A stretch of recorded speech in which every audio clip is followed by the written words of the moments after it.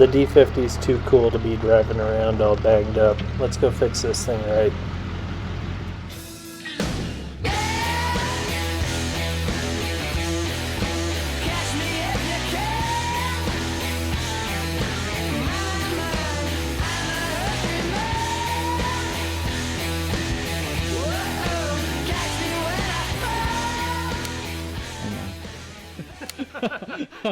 So this is me talking to a camera with no microphone on.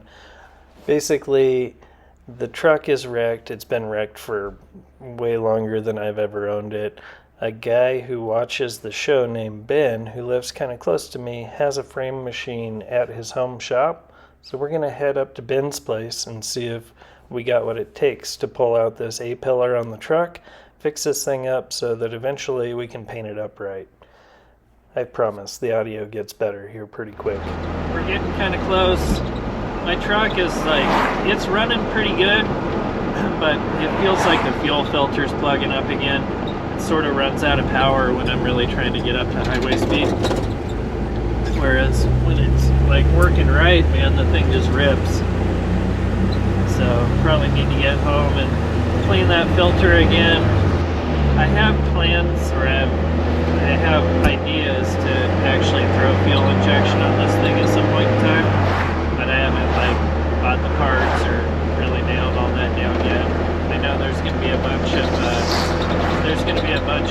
hard work involved in getting a 2-barrel fuel injection unit to bolt onto this indignant pool, but I think it'd be totally worth it. We'd get back to getting some good gas mileage in this thing, and it would force me to do a proper fuel tank and fuel system and all that. I think it'd be pretty cool. This little 2.6, getting the right amount of fuel and air to it would absolutely rip.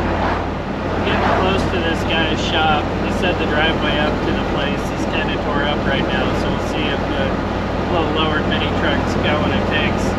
This is definitely not its element, but it's doing good. I mean, especially with those big old tires in the bed, the thing is actually getting around just fine. There are some icy sections, and the thing probably actually gets around better than my Suzuki does. Cruising. I love driving the wrong vehicle.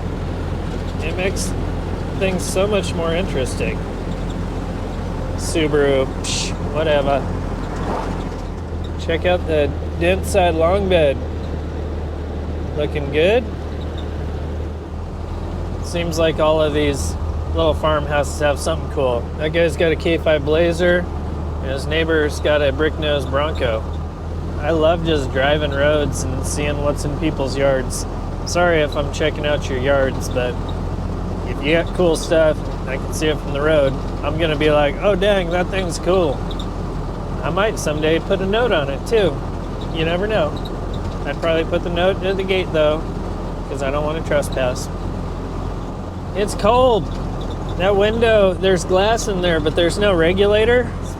Not ideal cruising around when it's 20 degrees out with the window wide open.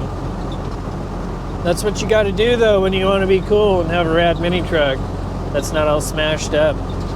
Sometimes you got to drive around and be miserable. Ooh, 64 Falcon wagon back there. Come on, that's something I've never owned and I might have to do someday. All right, enough poking around people's side yards. Let's get to this dude's shop.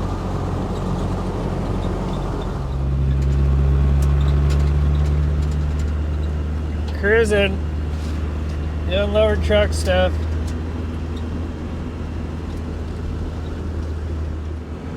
The little D50 rocks, man. This thing kicks butt. Oh geez, it's ripping. Let's see, I'm getting close. I'm 2 miles away. I totally understand now why he was saying, I hope you can get up the driveway. You might have to give it heck. And I don't doubt it. I don't doubt it. Look at that barn. Someday the Dirthead Shed will be in a proper old barn like that, I hope. For as much snow as we got the other day, they're taking pretty good care of their road. Or it's taking care of itself. Let's see how the old You gotta drift it a little bit, have some fun. I don't see AJ back there drifting his nice F-150 around. Come on, AJ, you got EcoBoost. Here's the creek. And it looks like this is the dude's shop. All right, here we go. Oh, this is nothing. This isn't much worse than my driveway. This guy obviously underestimated the power of the D50.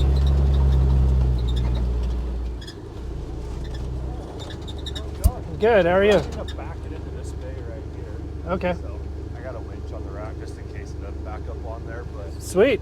Let me turn it around.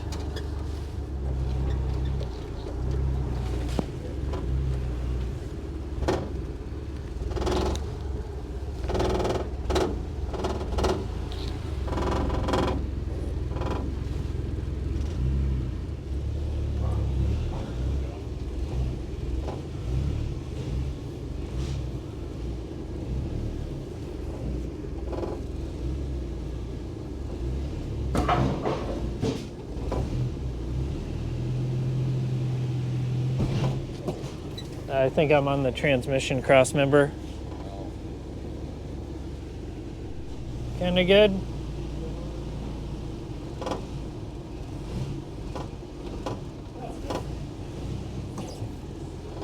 Sweet. Yay. Little bucket. The little bucket made it. Headlights still on. Okay. Sweet. That was fun. Yeah. I like driving junk in the bad weather. All right, got the D50 on the lift. We're at BD Autoworks. This is Ben. Hello. He reached out after a couple of the other videos and said he's got a frame machine up here. So we're gonna go ahead and throw this thing on here and see if we can make some pulls on it. You're doing hot rods and stuff and axle swaps and 4x4s? fabrication, some restorations, and a little bit of collision and auto body, but Right on. I like the restoration and hot rod stuff most. So That's good. All right, we're gonna see if we can pull this thing around and make the door actually fit properly. Everybody says it's easy. We're gonna find out. It seems like it was hit like down low and pushed up. I mean, you can see here, like where the bolts need to be is like a ½ inch too high. The rocker's totally rolled up under the door. And like this is pushed in to where it's pulling the top of the door out over there. So my one option was to just go and lop off another truck and like replace half of this A-pillar and the rocker. But I feel like if there's a machine that can get me a little farther along with less welding and grinding and cutting, that would be even if ideal. you do wind up having to go that route, it's always good to pre-pull them first. Yeah. So All right. we'll see what we can do, what magic we can pull. Awesome. All right. The guys are over here talking paint and body. Ben's an old paint and body guy from the west side of the state, moved over here. AJ is an old PPG paint rep. So they all have a bunch of the same friends and whatnot. So I'm creeping on the old Frontier wood stove. This thing is great. I need to do a wood stove in my shop at some point, but I've always felt like if I had one, all I'd do is poke the fire. He's also got this roll-along F350 Aero nose truck that he's doing Super Duty axles under. So plenty of cool stuff happening over here. It's always neat to find people sort of close by that have same interests and cool tools. Kansas Jack, Magna Rack. This thing is awesome.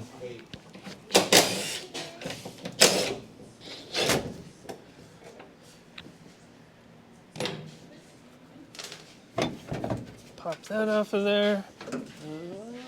That was the one we got on roadkill and hauled all the way back from southern Idaho. That door is? Yeah, the fender end door. It's pretty cool right here. Yeah, see, it's got like a big old kink far down. Yep. Ah, that's exciting. I haven't got to, I had a Cherokee that I bought years ago, and I was in an auto body shop at a high school and got a chance to pull on it. But it's been a long time. I love this stuff. Yeah. AJ, why don't you have one of these in your garage? Because I focus on paint, I let other people focus on collision. Let the professionals do the collision. Bring it to me when it's ready for paint. Not a bad move. Yeah. I'll do the suspension work. Yeah.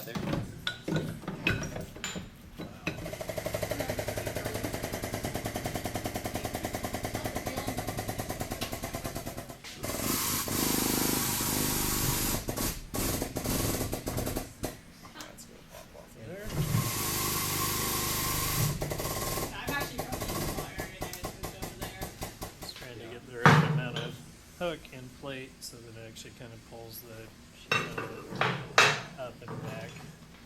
That's that section that's like rolled over the rocker. I wasn't sure if a tab along this edge would pull this or it pulling down here would be better. This will almost be more of a final pull out here. Okay. But and we can obviously weld all we want up here. I'm going to end up re-welding and body working this whole section. Okay. So, how do you figure out the distance that this needs to be? Do you just straight edge off the rocker and kind of guess how far in it is? So once the door is on there, it's like that was gonna be my next size to pre-pull up here. Yeah. Once the door starts where fitting. it fits this way at the back, Yeah. and then that'll tell you where the door needs to be down here, and then you can pull the rocker out to fit, kinda. Yeah. You can't have to pull them out at the same time. Otherwise, you pull one where it needs to be, and then you pull the other, and that one's going to come too far as it comes out further.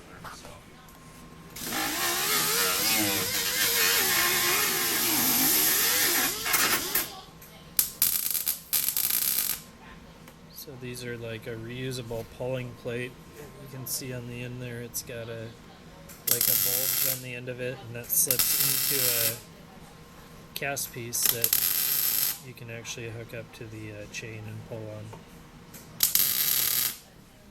So you can see there, that's that sort of sacrificial tab that you can reuse, and then the cast piece clamps on over that. See if it'll pull.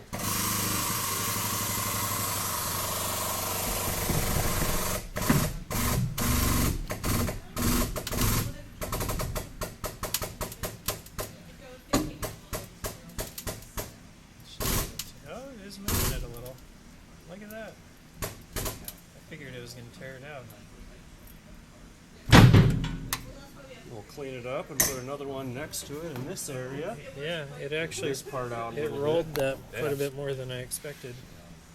Like the inside of the rocker is still concaved a little bit, but not crazy. Seems like the rocker's kind of coming down. It's not rolling quite as high up as it was. Still gonna take a ton of body work after this is done. See if this wrinkle's gonna come out of here. It's kind of folding the inside.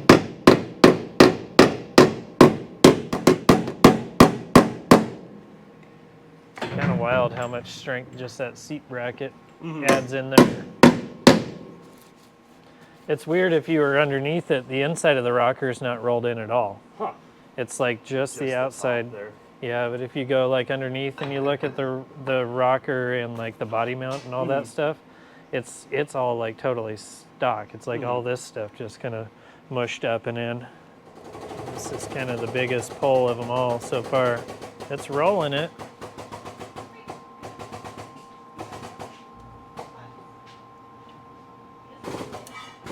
Give it a little more, and then I want to kind of tap this edge almost. Yeah. How's it look on the inside there? It looks like it's pulling it a little too much here, not enough up here. Okay, so you I want don't want to go too much. move more the with it block right up. there. Yeah. Okay.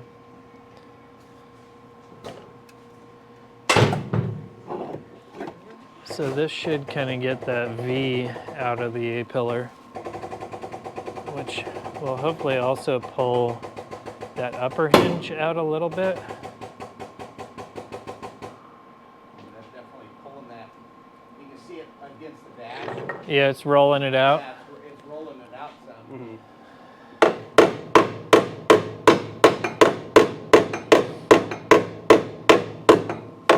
that new door that I had was crashing in up here, so this actually had a little bit of a roll in the upper hinge.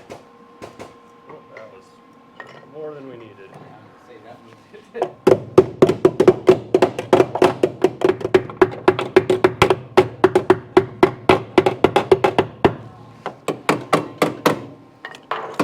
We definitely worked this low spot out right here on the fender area.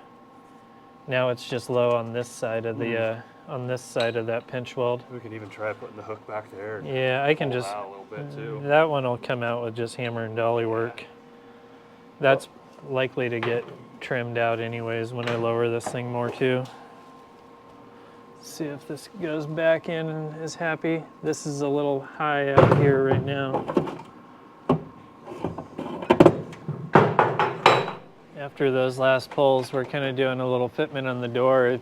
You can see here, this was out about a 1/2 inch here, and this portion up here you could actually stick your finger through from the inside. So we are getting way closer than we were. The door alignment all the way through is actually pretty good, and now we're kind of getting to where it's just sheet metal rocker that's like rolled under. This is cool. Yeah, there we go. Look at that. We're checking that fender fit, and the gap on the fender's pretty good. That's how it needs to be. So we've still got some movement down here, but this is like nothing compared to jacking around that whole pillar. We're in the ballpark. It's usable junk now. Getting a eyeball on how far in the rocker is right now. And he's got the tabs welded down lower on the, not so much in the door jamb, but down on the rocker. And hopefully this is where we start pulling it out to where it doesn't fold underneath the door anymore. See what it says. Oh, there it goes. Look at that. It's like, hey, I'm a rocker again.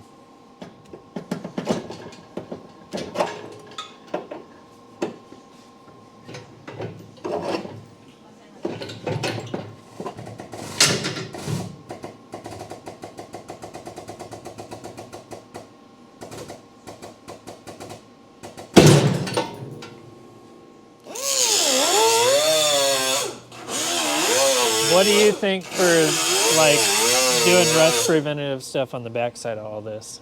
What would be your move? Get up in there with some cavity wax. Yeah. Yeah. I was thinking wool wax or Yeah. fluid film and just pack it in there. Yeah. I've got like a fluid film set up, and it's basically a lanolin wax. And I've got a deal that you can like shove in one of these holes and it sprays out. And that should sort of cut the backside of all these spots where it's got weld burn through. You've been around this area long enough. You think that wall wax and cabin wax and all that works pretty good? It helps, definitely. Shapes are kind of resembling what they're supposed to now.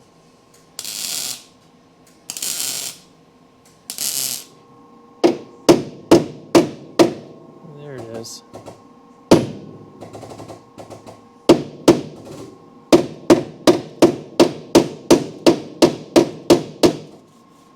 I think right there is actually almost where it needs to be as far as vertical. I feel like just a little light pull on this guy, and that's kind of the jam.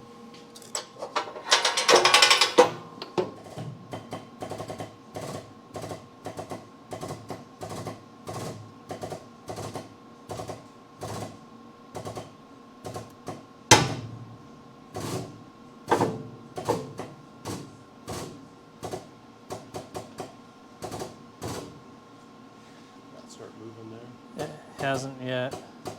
Still loading the truck. Right there, it moved a little bit. How's that back corner gap? A little better.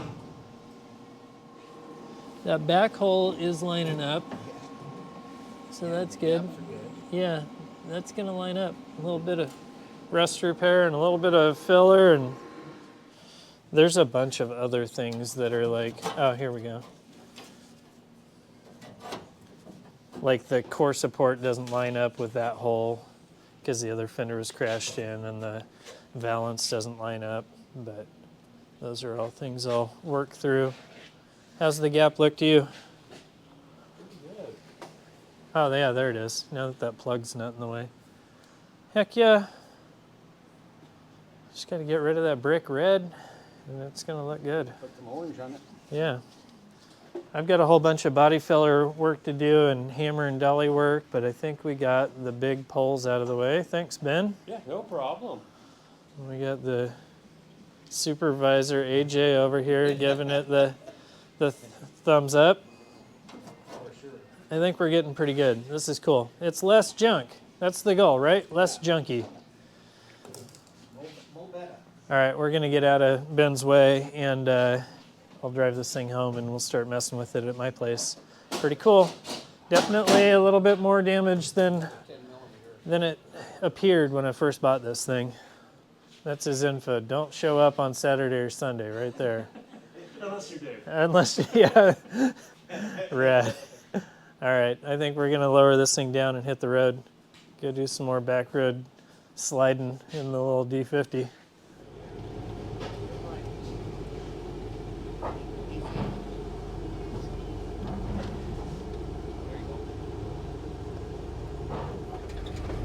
That was really cool. Got to meet another like-minded person in my area.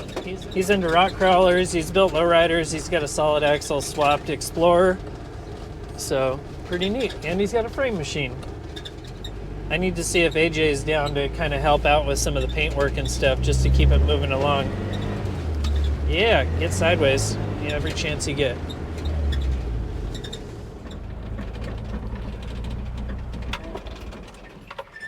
Whew.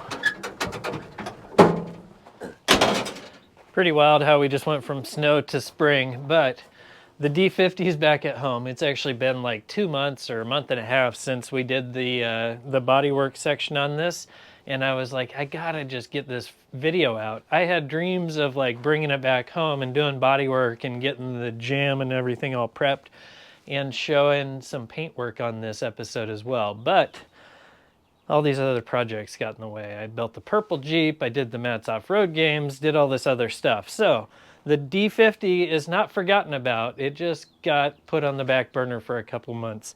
I'm about to head out to Easter Jeep Safari right now and gonna go have a great time out there, hopefully taking the purple Jeep to that. When I get back, I need to hit up AJ and see if we can start messing with some of this paint work on here. I wanna see if we can sort of recreate the patina that it has. Is it doable? I don't know. I haven't ever messed with that stuff, so we'll figure it out. But I appreciate you guys for watching. Sorry this was kind of a thrown together short episode, but it's pretty neat that we were able to get that pillar all pulled out and get it started. I've got a bunch of body work to do to make all that work right, but I appreciate all the help I was able to get on this thing, and I appreciate you guys. If you're interested in Mas Grande shirts, I've got those on my website right now. There'll be a link at the end of this video, as well as you can just go to the dirtheadshed.com. It'll take you to my Shopify page, and the shirts are there, and they're available, and they're really cool. Thank you guys so much. We'll see you guys next week. Poor little D50, forgotten about. It's so cool though. Gosh. What do I do with this thing? Oh, I also have a really cool front bumper that we're gonna try and graft into this so that we can get rid of the beat up one that it had. All right, see you later.